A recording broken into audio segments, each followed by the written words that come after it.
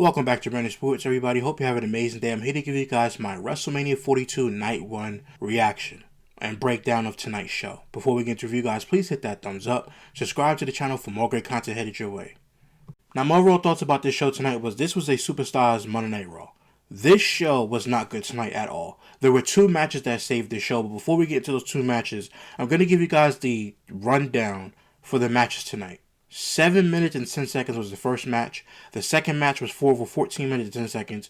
The third match was 8 minutes and 35 seconds. The fourth match was 8 minutes and 15 seconds. The fifth match was 15 minutes and 45 seconds. The sixth match was 9 minutes. And the seventh match was 22 minutes and 55 seconds. Out of all of these times, there were 3 matches that went over 10 minutes. And 2 of them were really good, and the rest of the show was absolutely garbage. A lot of people paid a lot of money for this show. A lot of people paid a lot of money to attend WrestleMania, and this did not feel like a WrestleMania at all. Night 1 of WrestleMania was pure garbage. This was a supersized, again, Monday Night Raw. You paid almost $24,000 in tickets for your family to come to these shows. That's basically a car or a down payment on a house. This show was an embarrassment tonight, filled with celebrities that we don't care about. We'll get to the main event tonight, which was legitimately horrible, and I feel bad for Cody Rhodes. I feel bad for Cody Rhodes. He continuously gets screwed over every time. The only thing that was good about Cody Rhodes tonight was his entrance. The rest of this show was absolutely terrible. Again, people paid so much money for these tickets. TKO spiking up the ticket prices, adding Pat McAfee, adding, no disrespect, but IShowSpeed, who cares? People who legitimately love wrestling did not want to see any of the stuff that went down tonight. But we're gonna get into it. The first match we had tonight was the Usos, Jay and Jimmy Uso, and LA Knight versus Division's Logan Paul and Austin Theory in IShowSpeed. This match went 7 minutes, and it was very, very boring. And I said on one of my Raw SmackDown reviews, not the one from yesterday that I didn't do, but a Raw review and a SmackDown review before that, I legitimately said that you cannot open WrestleMania with this match. Now people say, well, it's ESPN, they have to be on ESPN, ESPN, they always bragging about ESPN. Let's just be honest with you guys. ESPN does not care about wrestling. The only reason why they're doing it is because they're paying for it. They don't legitimately care about it. You know why? Because on Get Up, these are their shows. On Get Up, they don't watch wrestling. Mike Greenberg does not watch WWE. Stephen A. Smith, I don't care if he was at WrestleMania. He does not watch wrestling. Pat McAfee watched wrestling because he was in the business and he grew up watching it. Everybody on SportsCenter doesn't watch professional wrestling. These companies don't care. This was about promotion and that was it. None of the pundits, none of these anchors on SportsCenter, they don't watch professional wrestling because they don't care. They've never cared. Mainstream media has never cared about wrestling unless there was a scandal going on. Mainstream media does not care about wrestling. There are billionaires who would laugh at Vince McMahon for the way that he made his billions of dollars. This show, I even said this match should not open WrestleMania. Oh, well, IShowSpeed jumped off the top of the turnbuckle and went into the table, which happened in this match. That was the only highlight of this match. And I wish they would stop using the wrestling business to get highlights and go viral. This is not what wrestling is about. Yes, celebrity involvement, I get that point. But to always want to go viral because you can't book your shows is ridiculous. These shows are not booked well, and every single week on my Raw and SmackDown reviews, this is how I go into it. I literally criticize the booking every single week because this is what happens. Nothing happened in this match. LA Knight hit a BFT on Austin Theory for the win. After the match, Logan Paul punched IShowSpeed and was going to put him through the table, and they stopped him, and basically the Usos hit him with a 1D. After that, IShowSpeed goes all the way up on the turnbuckle on the post, jumps off into Logan Paul and splashes him through the table. That was the only thing that happened in this match tonight. And oh my god, we saw Logan Paul do the same thing because his speed, everybody knows that speed is athletic. You can literally watch him all over YouTube training with athletes and running around. We all know he's athletic. So because it was on ESPN, we have to get him all. We have to show IShowSpeed jumping through a table. He jumps through a table. After that, the match is over. Then we move on to the next match, and then the next match, and the next match. And by the way, there were so many commercials, 4-minute commercials that says, we'll be right back. For people internationally who are watching on Netflix, they say that they continuously got the Hulk Hogan documentary continuously popping up the whole entire night. It's WrestleMania. Why is there commercials on WrestleMania? I don't give a damn if it's on the ESPN app. This is ridiculous. This entire opening was horrible, and I really felt bad for LA Knight too, because LA Knight he's been over for the past 3 years now, and they still haven't given him anything. They gave him a victory at WrestleMania. Congratulations. You pinned Austin Theory, who can't get over. You went up against a Vision that's a dead storyline. And IShowSpeed, by the way, since you guys love celebrity involvement so much, IShowSpeed won't be there on Monday. And if he is there on Monday, because it's the Raw after Mania, guess what? He won't be there the following week, the week after that, the week after that, the week after that, when we have to go actually back to actual wrestling. This show tonight was an example of this company losing its steam and not being creative enough. They don't know how to book, and this is on Triple H and mainly on TKO, but it's also on Triple H. We can blame the whole Pat McAfee thing on Ari Emanuel and TKO, but the rest of this card is to be blamed on Triple H. This was legitimately terrible. That's the first match. That's all that happened, ladies and gentlemen. If you go back, if you didn't see WrestleMania, or you're watching reviews because of the reaction, this was not a good night one of WrestleMania. This opening match was boring. I was sitting there just bored. I was bored watching this match. Well, it's on ESPN. You gotta be excited. I don't care about ESPN. They should have just stayed on Peacock for all I care. ESPN doesn't care about professional wrestling. NBC, none of these networks care. But yeah, as fans, we have to be subjected to continuously ESPN. Oh my gosh, they're on Get Up. They're on First Take. These guys don't watch it. They don't care about the business like you or me or anybody else who's watching this video cares about. They don't care about the business, guys. They don't. This match was terrible. We get to the next match. Jacob Fatu and Drew McIntyre. The second best match of the night, in my opinion. The only problem I had with this was supposed to be an unsanctioned match, and this had no feeling of an unsanctioned match. This was a no DQ match. Jacob Fatu looked great. The crowd tonight was absolutely horrible. The only time they popped was for IShowSpeed. They popped for Fatu at the end of the match when he did the moonsault through the table to get the pinfall on Drew McIntyre. This crowd did not wake up until Gunther and Seth Rollins came out there, which we'll get to that in a minute. But Jacob Fatu and Drew McIntyre did a good job, especially Jacob Fatu. This is a great way to get his momentum continuously building back up. A great way to build the momentum of Jacob Fatu up. And by the way, that reaction that he got on SmackDown yesterday was absolutely terrible. These crowds in Vegas have been terrible. This is why you don't run the same city back to back. In back-to-back years, you're wearing down an entire city. That's not even a wrestling city. Vegas is not a wrestling city. It's not. Jacob Fatu and Drew McIntyre had a great match tonight. Jacob Fatu went to a table on the outside. Drew McIntyre did his fun little, I'm going to take a video and post it on Twitter, or X rather. This was a really fine match between both of you guys. I have no complaints. The only thing is, it should have never been called an unsanctioned match. This was a no DQ match. That was it.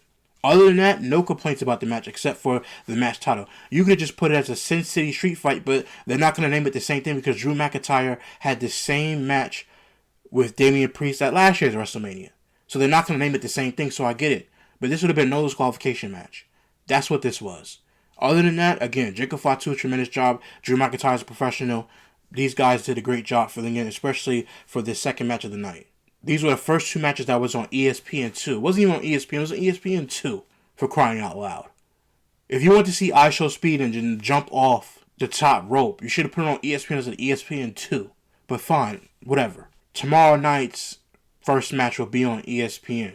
Tremendous job by Jacob Fatu and Drew McIntyre. After that, the third match of the night, which went 8 minutes and 35 seconds, we had Bliss and Charlotte Flair come out. Then we had Bayley and Valkyria come out to basically crickets.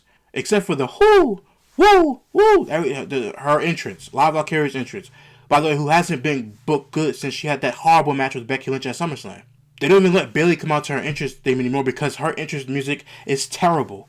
And the fact that Bayley even has to come out with somebody else's entrance music alone is absolutely deplorable. She's one of the top 10, top 5 greatest female wrestlers of all time, and she's coming out to theme music that's not hers because her music is so bad. After that, the Irresistible Forces came out, Nia Jax and Lash Legend. They all make their way down to the ring.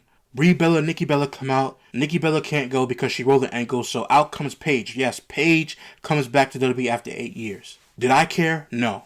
Were you going to ask me why didn't I care? Why didn't you care about this? Was it a good moment for her? Yes. I'm not taking that away from her, but did I care that Paige is coming back to WWE? No, I didn't. You know why? Because when she's back now, they're not going to book her right. That's why. Yes, was it a good moment for Paige? Yes. Was it a good moment for the fans? Yes, nostalgia, fine. They don't know how to book, so they're going to give you a surprise. Okay, fine. It's nice to have a surprise. But guess what? When we get to Raw, or if they put her on SmackDown because she's needed on SmackDown, guess what happens? She's not going to be booked creatively right because they don't know how to book on these shows, and let's see where she goes from there.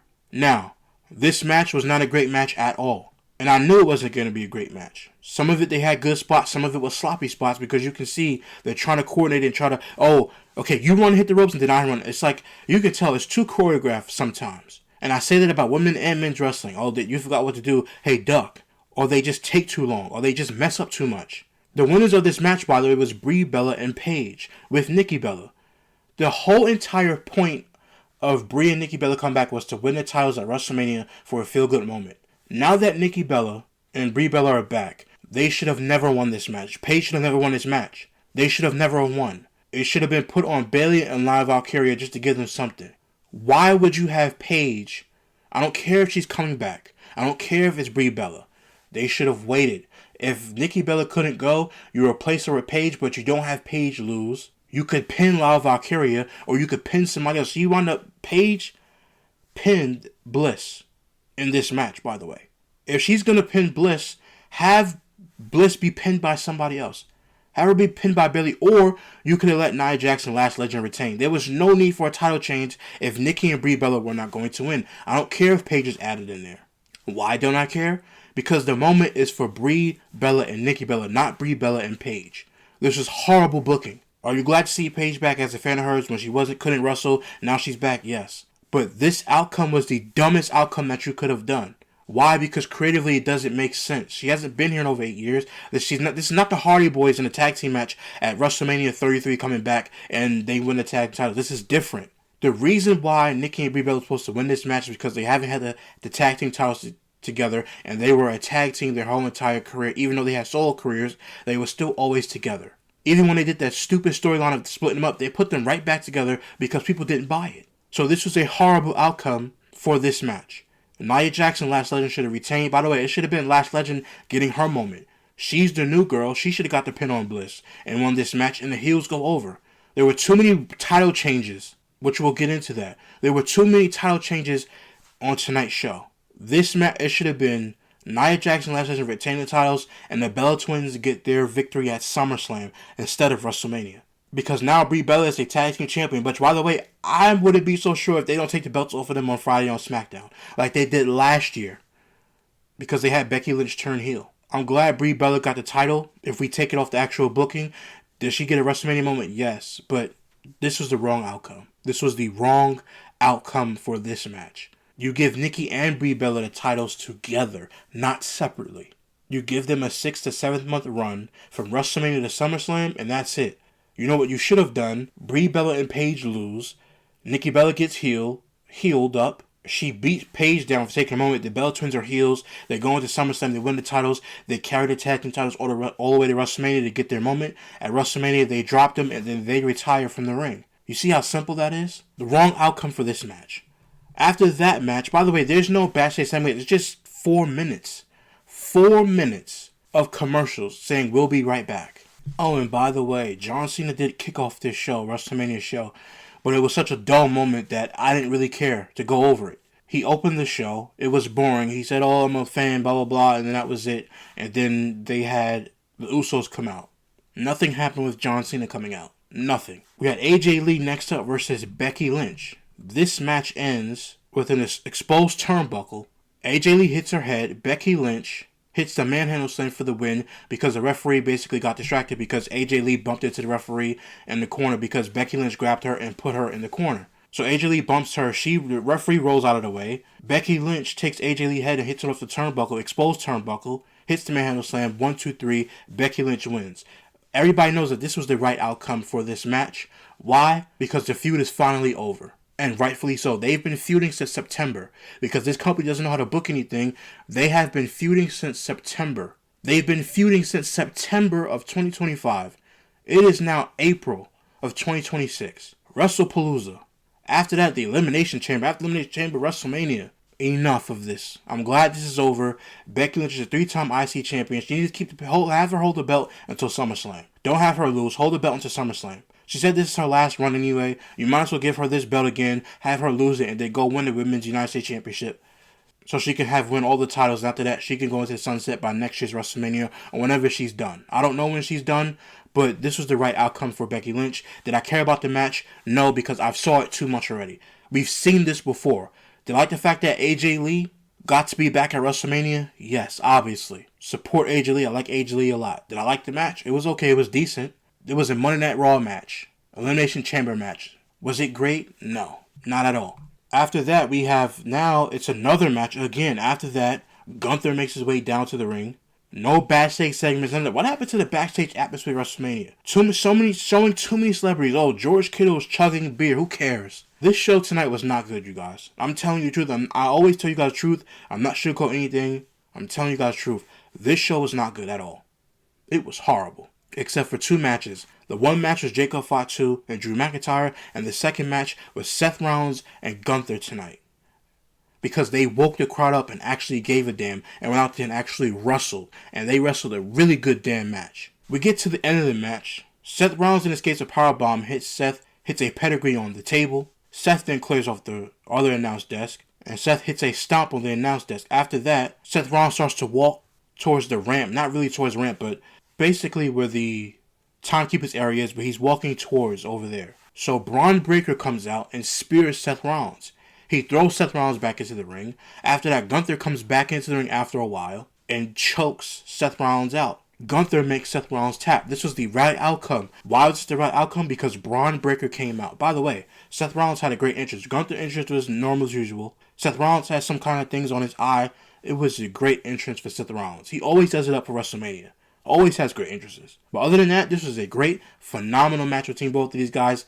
They truly woke up the crowd. Other than that, Braun Breaker interfering with this match. This was the best booked thing besides Jacob Fatu and Drew McIntyre. This was the best booked thing of the night because now it continues the feud between Braun Breaker and Seth Rollins over the Vision heading into Backlash next month. But this was actually booked correctly. Have Braun Breaker come out and spear Seth Rollins, cost him the match. You cost him a match. Not only did you kick him out of the Vision, you also cost him a match at WrestleMania. So now those are two things to be angry about on the part of Seth Rollins. A lot of people wasn't for this match. I wasn't for the match because it was put together at the last minute. But it gave Gunther a victory at WrestleMania that he desperately needed. And it continued a nice feud. But that's going to be good, in my opinion, with Seth Rollins and Braun Breaker if they book it right. This was phenomenal. Jacob Fatu and Drew McIntyre, Gunther and Seth Rollins. Two best matches of the night. The best match, in my opinion, was Seth Rollins and Gunther. Second best match was Jacob Fatu and Drew McIntyre. The two best matches of the night. After that, not so hot. Now, after the match, Braun Breaker runs full length down a ramp and spears Seth Rollins. Now, here was the problem. Seth Rollins didn't sell the spear well at all, and Braun Breaker damn near missed him. It's like you're trying to get something good, and then now you get something good, and they mess it up at the end. I'm not going to really go in on them that much. But anyway, but after that, the crowd is chanting, do it again, do it again. But Paul Heyman is on the ramp, and Braun Breaker goes up to him and gives him a big hug, so they're reunited, which was very good. After that, the Hall of Fame class is announced. I had no problem with this. They do it every year. My only problem was Stephanie McMahon getting the spotlight when AJ Styles is there. I had an entire problem with the Hall of Fame just in general, putting Stephanie McMahon as the headliner when she's not a headliner. No, I don't give a damn. I don't care if she's a McMahon. I don't care. I respect Stephanie. I respect Triple H, even though I criticize Triple H a lot. She's not the headliner. AJ Styles and what he's done for the business. He was in WCW in the Cruiserweight division. He was in TNA. He was in WWE. He just wasn't an authority figure on TV in the Attitude Era or whatever it was. AJ Styles was a champion. One of the greatest in the ring of all time. And he gets the second entrance, and then Stephanie McMahon comes out, and we get the pyro of AJ Styles, which is a good thing. Stephanie McMahon does her entrance, and then after that, it's all done. AJ Styles is the true headliner of the Hall of Fame, and we all know this. But because it's Stephanie McMahon, and she's a McMahon, here you go. After that Hall of Fame showing, we get Liv Morgan makes her way down to the ring, and she does her entrance with the chairs. I legitimately tell you guys, I cannot for the life of me tell you guys. That was one of the worst entrances I've ever seen in WrestleMania history. One of the worst WrestleMania entrances I've ever seen. Her theme music, by the way, that song sucks. I don't care. You guys get mad. Oh, you hate on Liv Morgan. No, I'm not. That entrance music sucked. That was horrible, and that was terrible. The entrance was horrible. The song was terrible. And the match was so short that I didn't care nothing about it. Stephanie Vaquer, then after that, she comes out in her gear. This is how short this match was. I'm going to read it to you. The match starts off with Vaquer hitting a double leg takedown, and they exchange punches. Vaquer then sends Liv into the ringside barrier and follows up with a splash into the corner and a running double knee strike. Vaquer then goes to the turnbuckles, and Liv stops her. Liv then hits a springboard sunset flip powerbomb for a near fall. Liv then hits several forearms to the back. Liv then hits a suplex. She holds on for 1 second. Liv then holds her for a third Miga rather. Liv then hits an Insecurity. Liv then goes up to the top and she misses a frog splash when Valkyria gets her feet up. Valkyria then hits a belly to back suplex and follows it up with a devil's kiss. Valkyria then hits a butterfly face buster for a near fall. Valkyria then sets up for SVB, but Liv escapes. Liv then hits a lung blower and she slaps Valkyria. Liv then sets up for a devil's kiss, but Valkyria gets a victory roll for the near fall. Valkyria then hits an SVB for the near fall. Liv then hits a code breaker, and Valkyria hits an Oblivion for a near fall. Valkyria then goes to the turnbuckles, but Roxanne Perez shows up. This is the best. For a lot of people online, this was the best moment of the match. Why? You guys can figure that out. It was the outfit that she was wearing, but you guys can figure out why, because I'm not going to do that. Roxanne Perez then shows up on the apron to distract the referee. Raquel Rodriguez then comes out and drops Valkyria on the top rope. Liv hits the Oblivion for the near fall. She's screaming, getting mad because Stephanie Vaquer kicked out. After that, Stephanie Vaquer takes the ropes. Liv Morgan starts to run. Liv Morgan then hits a suicide dive on Raquel Rodriguez and Roxanne Perez. Liv then sends Vaquer into the ropes. And by the way, after that, Stephanie Vaquer jumps up the top ropes and lands on Raquel Rodriguez and then after that, Stephanie Vaquer jumps off of the ropes to land on Roxanne Perez and Raquel Rodriguez. After that, Liv then sends her into the ring steps, and she hits a cold breaker off the turnbuckles, followed by Oblivion for the win. The winner of this match was Liv Morgan. That's how short this match was. So now Liv Morgan is your new women's champion. Did I think this was the right outcome? No, I did not. Well, why wasn't this the right outcome? The reason why this wasn't the right outcome is because Stephanie Vaquer needed this moment more than Liv Morgan. Liv Morgan has had multiple moments already. She's won the Royal Rumble. She's done a lot already. Stephanie Vaquer's title reign has been a complete joke, and it's not her fault. It's the company's fault. You know why, guys? Because they don't know how to book a damn thing. That's why it's their fault. This match was booked completely wrong. It was too short of a match. And Stephanie Vaquer should have won. I know Liv Morgan, and she's being pushed. Listen, she's won the Women's World title enough times already. She won the title at, the Women's Crown Jewel Championship in 2024. She won that already. She's now a 3-time Women's World Champion. She had a rest. She's won the tag team titles 4 times already. Women's World Winner, Women's Money in the Bank. She's accomplished enough. Stephanie Vaquer needed this more for her career at WrestleMania. Now what did she do? You barely gave her a good title reign. What does she do now? You go put her on SmackDown? Are you going to do a draft this year? This company is so clueless that this was the wrong outcome in my opinion. You guys might disagree, that's fine. But this was the wrong outcome because Stephanie Vaquer needed it more. Liv Morgan already accomplished what she needed to accomplish. Money in the Bank, Royal Rumble, Women's Crown Jewel Championship, the Women's World Championship. This is her 3rd reign. Stephanie Vaquer needed this win for her career more. I know a lot of people are going to disagree with me, and that's fine.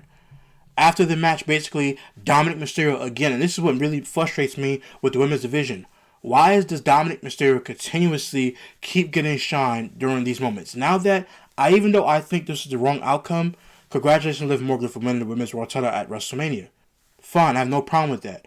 My overall problem is, again, Dominic Mysterio acting as if he doesn't have a match tomorrow night. He comes out there, by the way, and she jumps into his arms, and I'm like, dude, just let Liv Morgan have her own moment without men being involved in the women's matches. And I'm not one of those people to say that, but dude, come on. You're facing Finn Balor. I know it's the Judgment Day. I know you guys want to celebrate. Where was JD McDonough? If that's the case, where was JD McDonough? Why wasn't he out there to celebrate with her too? There was no reason for Dominic Mysterio to be a part of the celebration at all. None. It could have been just the women, Roxanne Perez, Raquel Rodriguez. They could have been out there celebrating Liv Morgan. Dominic Mysterio was not needed in this at all. He was not needed at all. This was stupid. Congratulations, Liv Morgan. Again, I thought it was the wrong outcome. She got her WrestleMania moment to win the Women's World title, but Dominic Mysterio coming out there at the end was stupid. I don't care if they're a couple on TV, whatever the case may be, it was dumb. Let the women have their moment after this. Was the match great? It was decent. It should have went 10 to 20 more minutes. At least 15 minutes. It was 9 minutes. It was short. And this is why this card wasn't really that good tonight, because these matches were short. They basically ran through the show. They ran through all of this. This made no sense of how short these matches were. Stephanie Vaquer and Liv Morgan, by the way, even though I think the outcome is wrong, they deserve a longer time. There was no reason why it should have been this short. And this is why I said tonight was a terrible WrestleMania, except for 2 matches. Was it a good match? Yes, it was just too short. And that's what kind of scaled it down a little bit. If they gave them a 10 extra minutes to really actually wrestle, it would have been much better. After that, John Cena is in the ring now. He announces the attendance for tonight's show that's 50,816. Now, just for reference, last year's WrestleMania Night 1 was 58,538. That was announced. They couldn't inflate it. They could not. Night 2 last year was 60,103. Combined was 118,641. We'll see what tomorrow brings us.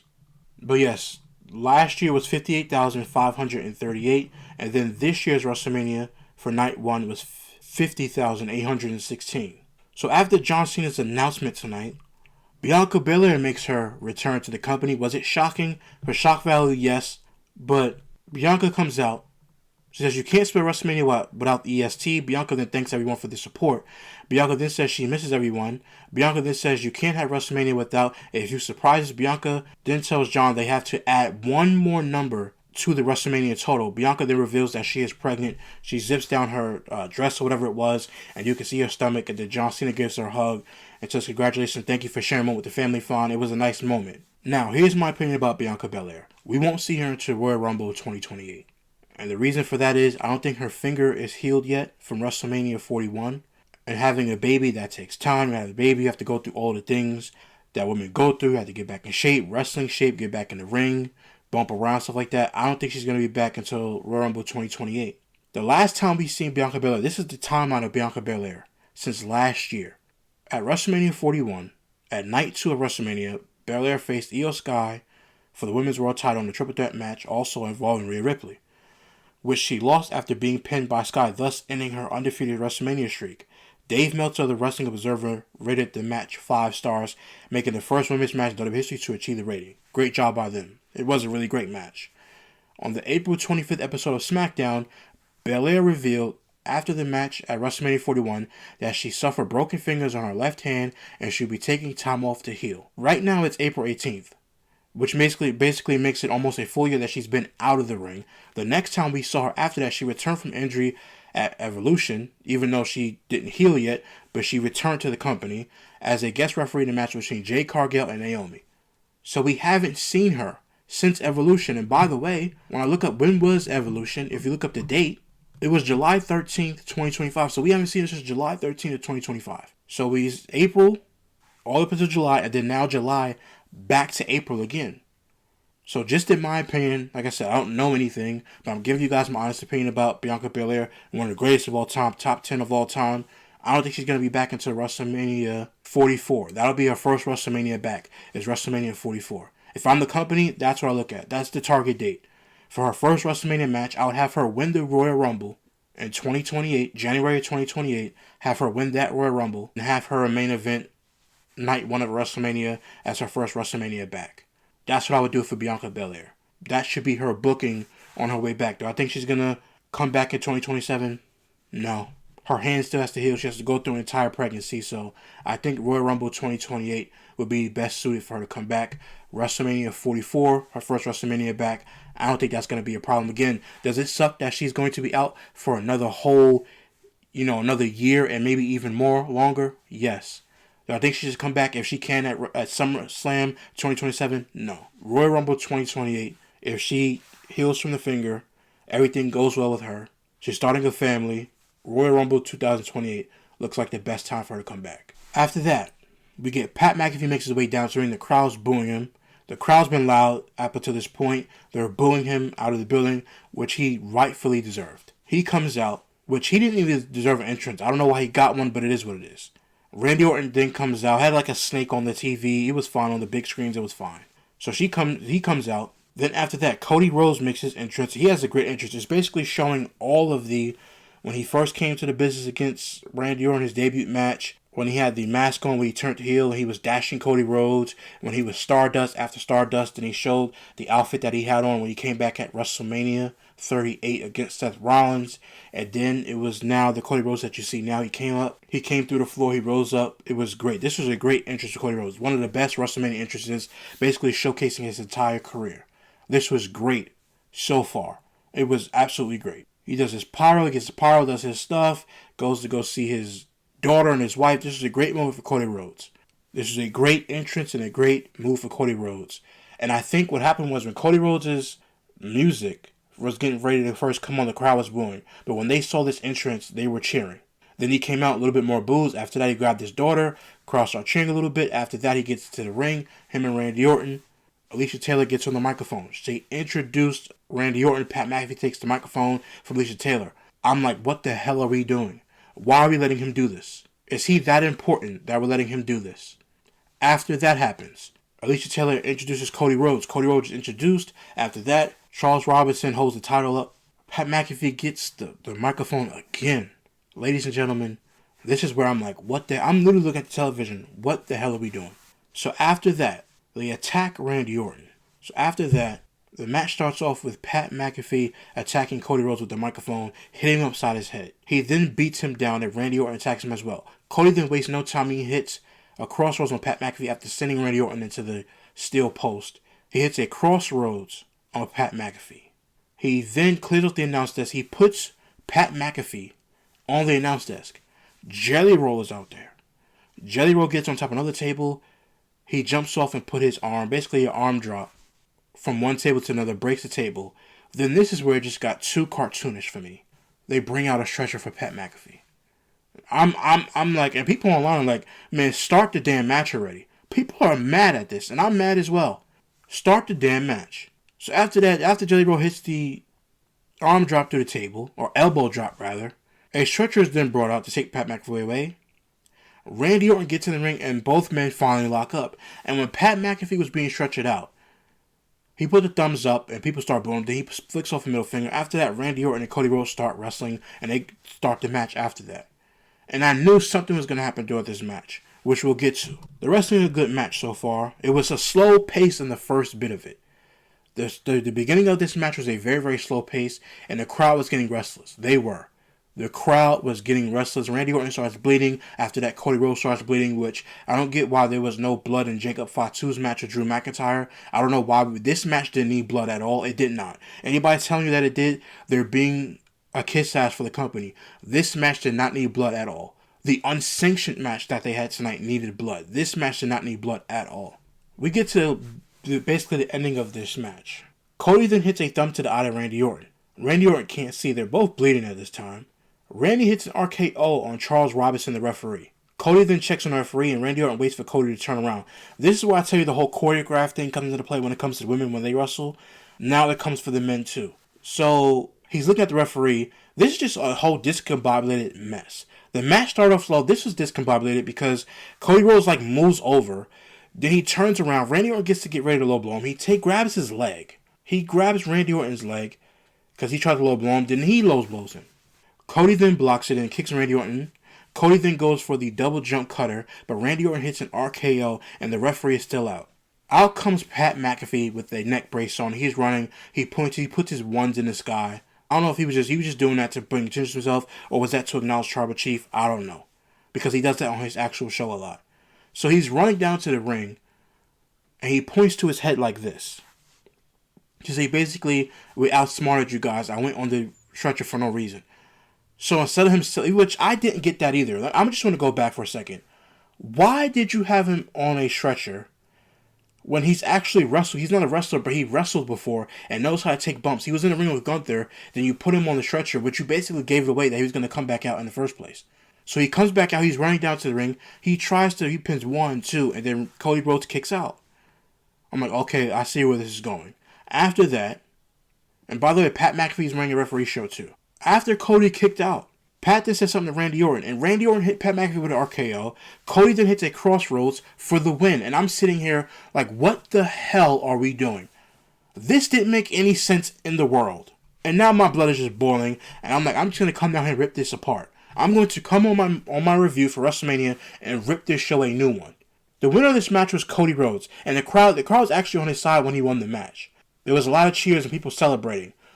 Now here's the problem. After the match, Randy Orton grabs the title and hits Cody Rhodes in the head. He then hits a punt on Cody Rhodes and grabs the title, and once again holds in his hand as the night comes to a close. This show comes to an end with Randy Orton punting Cody Rhodes. This was the stupidest outcome I've ever seen in my life. And you want to know why? This is how it should have went down. And this is why I said there was too many title changes tonight. You could have Stephanie Vaquer retain. You could have Lash Legend Nia Jax retain their titles. All you had to do, when I go back to the WrestleMania 42 rundown card, the women keep their tag titles. Nia Jax and Lash Legend keep their titles. And Stephanie Vaquer keeps her title. Becky Lynch wins the title. That's one title change. And then the next title change should have been this championship match. Now, why we say, Brandon, why should they put the title on Randy Orton? Because you could have had Randy Orton win this match with the punt. This was Randy Orton's first time using the punt on TV in a long time.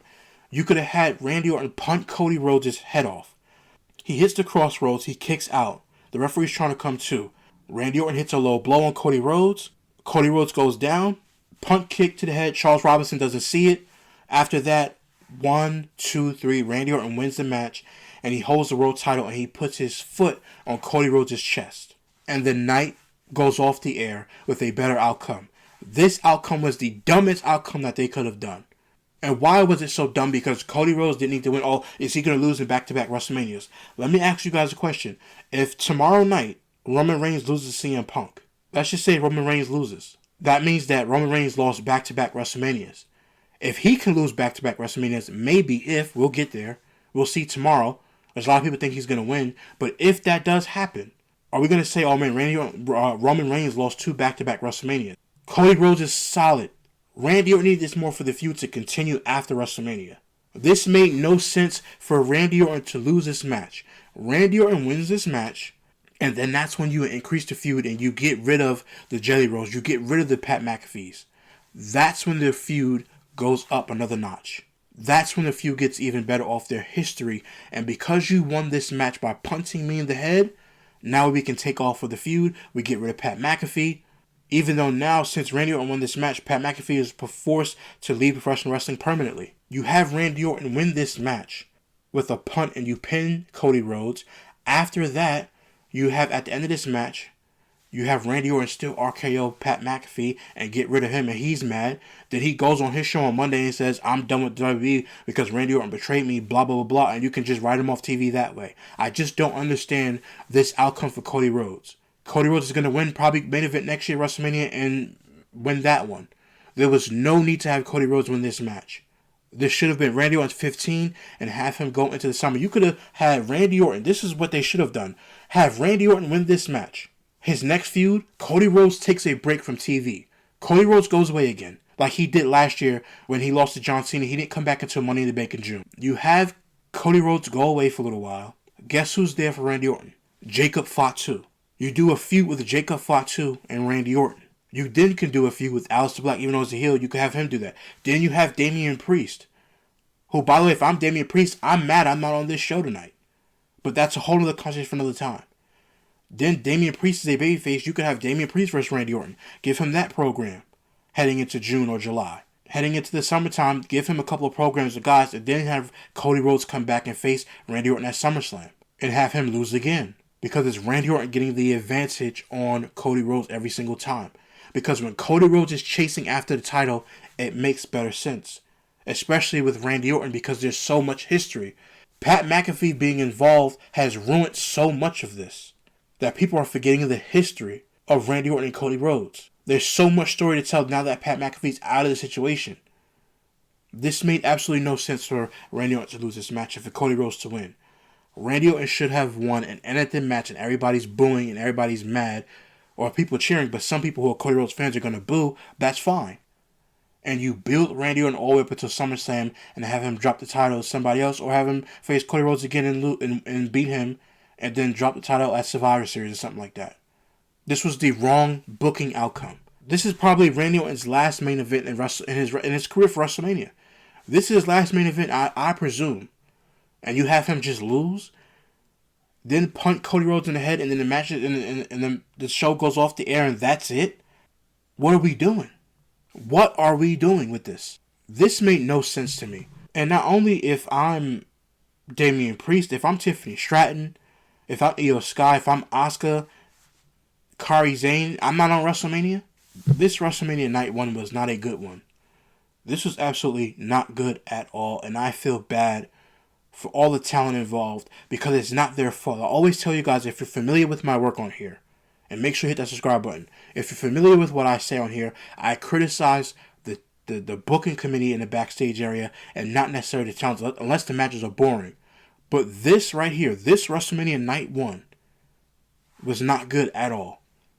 It was idiotic, it was dumb, the booking was dumb. A lot of the booking tonight was absolutely terrible.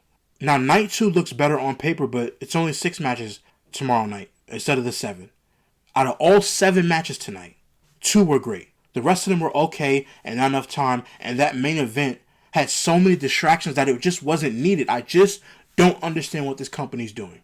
They have lost the plot when it comes to WrestleMania. And now I understand why AJ Styles said, quote, WrestleMania is not as big as it used to. I'm going to retire at the pay-per-view that I debuted at was at the Royal Rumble. And he retired at the Royal Rumble. Now he's in the Hall of Fame, and good for him. If you wanted an honest and a great review and an unbiased review, because I want wrestling to succeed. If you wanted an honest review, this is where you come. Raw, SmackDown, anything. This was an embarrassment, and this was a joke tonight. This show, my letter grade for this show, a D+. I'm not giving it a C or C- or a C+, no. This was a D+ night of WrestleMania. If you presented this on Monday Night Raw, it would have probably been a C because it's Monday Night Raw. But because it's WrestleMania, this is a D+ show. There was no effort put into this show at all, except for showing celebrities on the sidelines and George Kittle drink so many damn beers and show everybody who's irrelevant. We don't care. Okay, we get celebrity involvement, fine, but we don't care. I don't care about these people being there. I care about the booking and wrestling being better, and that's not what we got. And I feel bad sometimes Triple H, but this is on him. The main event, I can just say that was on TKO because of Ari Emanuel's obsession with Pat McAfee. But the rest of this card is on Triple H. The rest of this card tonight and what went wrong and what should have been done and different changes was on Triple H. This was not a good night of WrestleMania. This was embarrassing, a shockingly low effort in WrestleMania Night 1. Not only because of time went fast, why in the hell? Why in God's name are we only getting 3 hours of WrestleMania? I can understand you don't want 4 and 5 hours of one night, but at least let the show be 4 hours. Where's the video packages? There was no video packages. There was no backstage segments on this show. It was just match after match after match after match. Hall of Fame thing. John Cena comes out. Bianca Belair comes out. Match after. It's the same thing. It's the same thing they did last year and the year before. They have to be better when you're presenting WrestleMania. And by the way, just as in a quick aside, that stage looked terrible. The setup looked terrible. No effort put into the stage design. Nothing. And if you guys watch my reviews, you guys know that I come on here, I complain about the production, the pyro, the production. And by the way, it's so early in the day in Las Vegas. When you have pyro, it doesn't even look good because there's so much daylight coming through the arena. Or the stadium, rather. This show, from the presentation to the 4-minute commercials that people were seeing, the Hulk Hogan documentary continues to keep popping up every single time. The matches being short. This was not a good night 1. And if anybody's telling you that's a good night 1, they're kissing WWE's ass because they don't want WWE to be criticized. It's okay to criticize something. I'm not making it personal with anybody. It's okay to criticize the product because we want the product to be better and to get better. That's why I do what I do. I love WWE. I love professional wrestling. It's the greatest thing on earth, in my opinion. But this WrestleMania, night 1, was not good at all. And they should be embarrassed on the show that they put on tonight. It was just not good at all. Let me know in the comment section down below how you guys felt about WrestleMania 42 Night 1. Did you guys enjoy this show? Did you guys think it was so-so? Did you guys not enjoy it like myself? Or do you have a difference of opinion? Put it in the comment section down below. Please don't forget to hit that like button and subscribe to the channel. And also, I will be back tomorrow for my Night 2 review of WrestleMania. Hopefully, it will be a better night of professional wrestling. So don't forget to hit that like button, subscribe to your channel for more good content headed your way, share it with your friends and family to help the channel continue to grow. Until next time, guys, see you real soon.